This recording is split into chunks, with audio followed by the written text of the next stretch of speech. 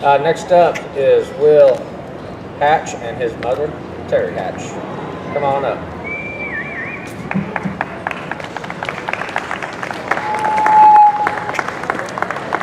Get too close.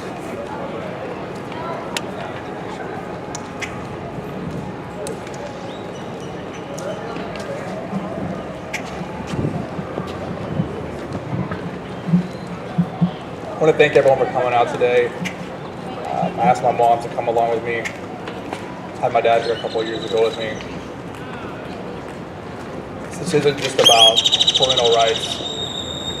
It's about grandparents' rights. It's about aunts, uncles, cousins. But most of all, it's about children's rights. If I thought there was one part of me that didn't feel like, or if I felt like my son would be better off only seeing his father every other weekend, I can't say that I, might be here today. But that's not how we were created.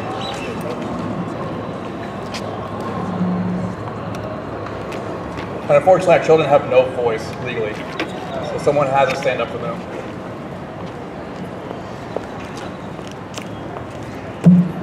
I got a phone call this morning before I came down from a close friend of mine, and said that she had been, reading more about family law corruption recently, and she's starting to really question her upbringing with her parents being, divorced, and the things that her mother told her about her father, and she had so much trouble believing these things, and now she's kind of realizing that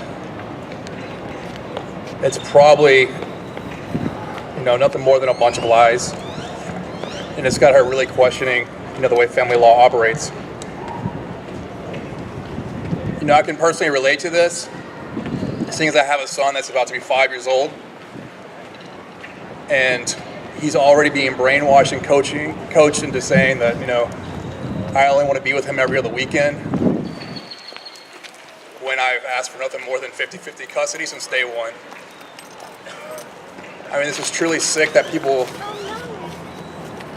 are able to do this to children, especially their own children.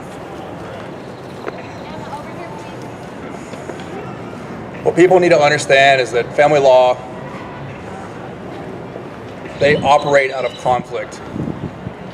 They know that if this law passes, it's going to mean less conflict, which means less money, less job security for them. This is going to take, a lot of momentum. I was reading recently about some of the other rallies and marches that I've gone on over the years, and things like the LGBT National March that was in D.C. It was I read that it was first attempted in 1973, then again in 1978. Both times shut down, and then a man by Harvey Milk took control, and all of a sudden there were between 75,000 and 125,000 people in the year of 1979. Last year, the Women's Rights March had 673 separate marches with an estimated 4.8 million people worldwide on all 7 continents. Yes, all 7 continents. The Million Man March continuously holds anywhere between 800,000 and over 1 million people each year. What do all these people have in common? They were once children. Childhood is the foundation of all life. We have to stand up for our children. If we're not going to, then no one is.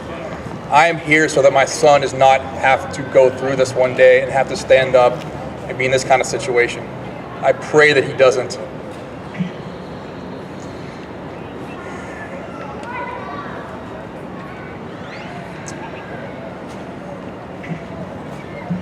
I've heard so many stories today that truly break my heart. The stuff that people have had to gone through with their own children being abducted from another, by another parent, the law refusing to get involved and do anything. And it just leaves me speechless. I've gone through a couple of attorneys, both got rid of for conflict of interest. I've gone through my own personal hell, and I know each one of us has in our own way, but more so our children have. my skin has become, thicker and thicker over the years, but think about someone like my son who's not even 5 years old yet. I can't even imagine what he goes through on a daily basis, knowing that he wants to spend time not only with me, but, with the other side of his family, but is being refused to. I asked a friend of mine just the other day that did, the equal parenting, regardless of what the court system, had told her and her ex-husband to do. And I kind of asked what her thoughts were on that and what she felt about that looking back. And I'm going to read this word for word. This is what she said. She said, "I believe equal parenting is a necessity for the proper development of any child. It is selfish for one parent to feel that their input is superior over the love and input of another parent. It is really a disservice to the child to keep them from the other parent. And as a mother, I understand the desire to want to tuck my son in every single night versus 50% of the time. However, his dad feels the same desire to love and spend time with him. Therefore, we must, as adults, put our own selfishness aside for the best development of our child.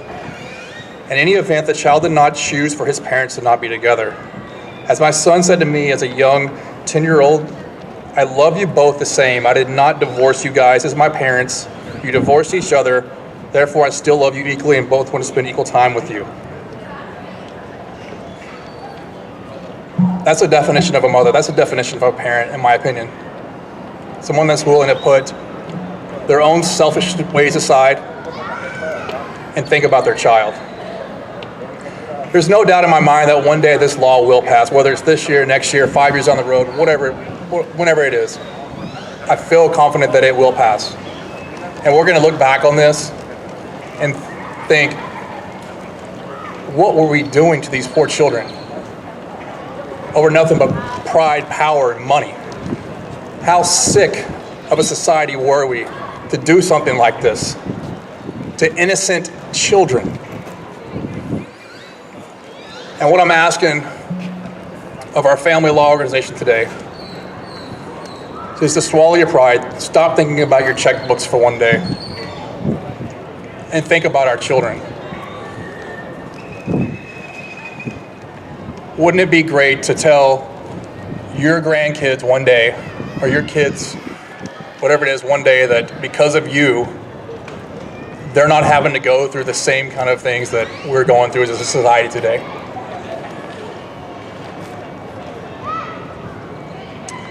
Thank you for all showing up. I love you guys. See you next year.